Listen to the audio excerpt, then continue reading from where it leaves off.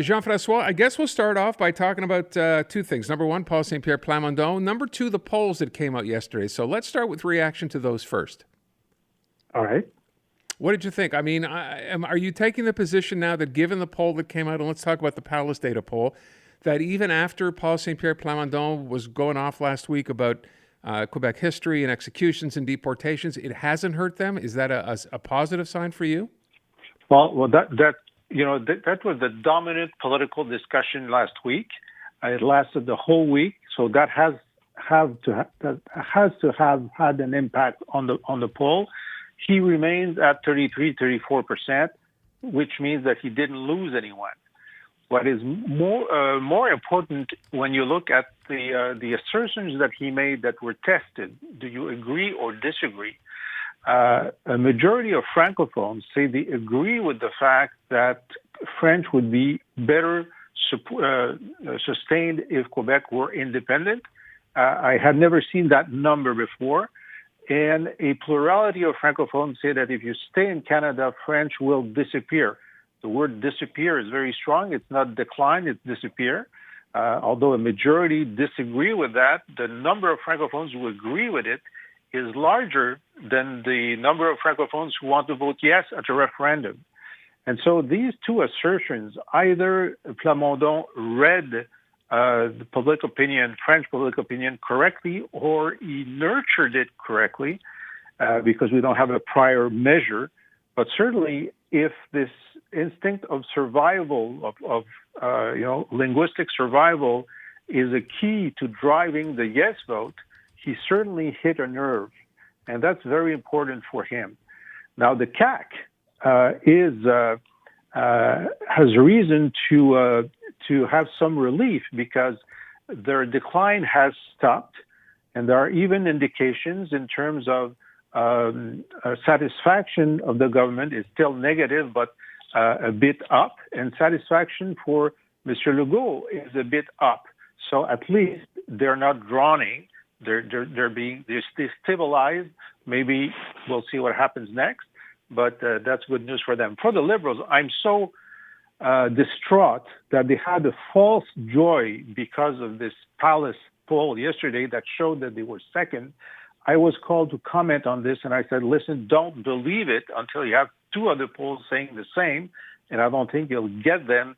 It is really, when you're in politics and you have a false hope like this, it's very tough to live with. So when you say false hope, and I think we discussed this with Tom Mulcair yesterday, the idea being that the people polled here don't necessarily represent a cross-section, if you will, across the province. Yeah, it seems that Palace has overrepresented non-Francophone votes. Right. And, but they're a young polling company. They have to go through their knocks, and we'll see. But the fact that the Lisee poll came on the heels of it, corrected. But there's one thing clearly that they both notice is the fall of 4 to 5 points of Quebec Solidaire, which is surprising because I don't see why they merit a sanction by public opinion in the last few weeks. They haven't done anything wrong, and I'm not a big fan, but I don't see why they would fall like that. Why are you not a big fan, if I can ask, of Quebec Solidaire? Because they... how should I say? Because when I was leader of the PQ, we had negotiated an agreement between four independentist movements to have a common path towards sovereignty. They had negotiated it.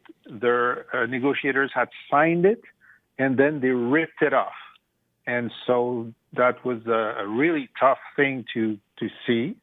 And so I have trust issues with them, let's say. Okay, although the leadership now is different, I guess, than it was then. It's the leadership, that's the question. Who leads Quebec Solidaire?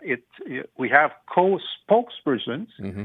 But the leadership is the executive committee that I call the Politburo, people that we don't see often, who make the real decisions, and they are more, the leaders that we see are much more moderate than the members of this leadership committee. Yeah, this same party, though, I bring this up only because whenever we have Gabriel Nadeau-Dubois on the air and interview him, people will react the same way, much the same way as they do to Paul Saint-Pierre Plamondon, which is he sounds very reasoned and calm, but they're a party that would support separation as well.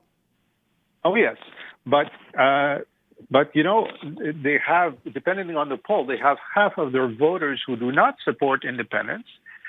And the way they propose to come to independence would ensure that Quebec will not be independent. And that's one of my big disagreements with them, because they say, well, the PQ is clear. We're going to be elected. We're going to hold a referendum. You'll vote yes or no. All right. But for them, they will elect a constituent assembly that will have the power to decide what kind of sovereign Quebec there will be. But if you have, let's say, 40% Federalists in this assembly, and if it's representative of the population, as they say it will be, it's probably be the best case scenario. And if you're 40% Federalist in an assembly, you make sure that the assembly fails to draw a nice constitution for sovereignty. And so I think that's a big problem in their proposal, and that's why I'm skeptical of their real willingness to bring Quebec to independence. So I will just wrap it up with, since we're talking about Paul Saint-Pierre Plamondon and failed separation, that was the question François Legault brought up today in the National Assembly, asking him directly, what would you do if a third referendum, if they in fact formed the government, failed, and then Paul Saint-Pierre Plamondon, I don't know, characteristically, uncharacteristically, pretended to slash his wrist, as in that would be, the end of his life. What did you make of that?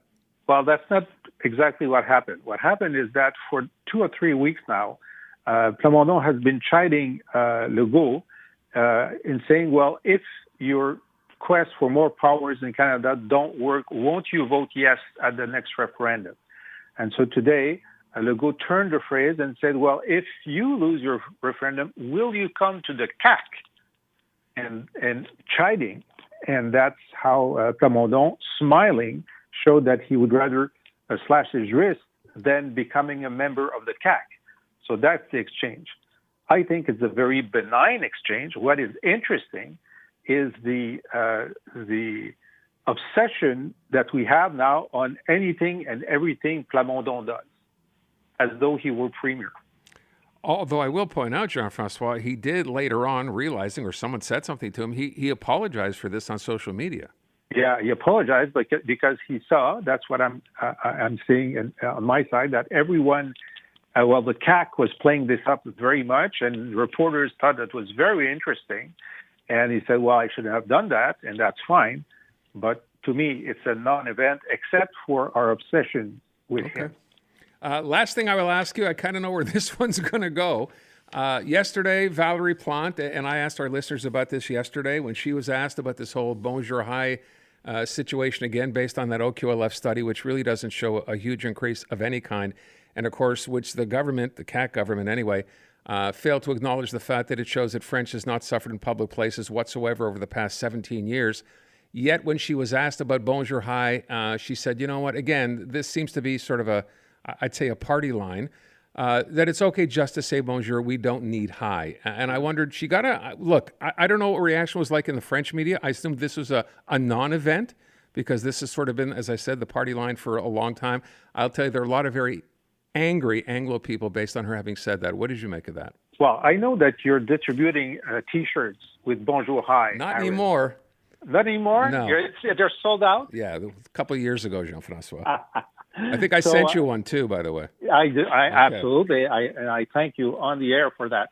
But for me, I was surprised that Valérie Plante said that, because I didn't remember her saying that when we first had this debate. So it shows that there's a shift in Francophone leadership that used to be less forceful on that are more forceful now. So I think that's an indication. But and I understand perfectly the Anglos' position, saying, listen, we used to say hi, now we say bonjour hi, so that's a gain for Francophones, and you should just thank us for that. And I understand this argument, but the argument on our side, more forceful French policy advocates, is that, If we want French to be our common language, the common greeting should be bonjour. And I think the refusal to go that far is an indication of the refusal to acknowledge that French is a common language. And frankly, I'm not sure we'll ever resolve that. That's the one thing I can't agree with you on. I don't think we will ever resolve that, and we'll leave it at that. All right. Jean-Francois Lisee, thank you. We'll talk to you again next week.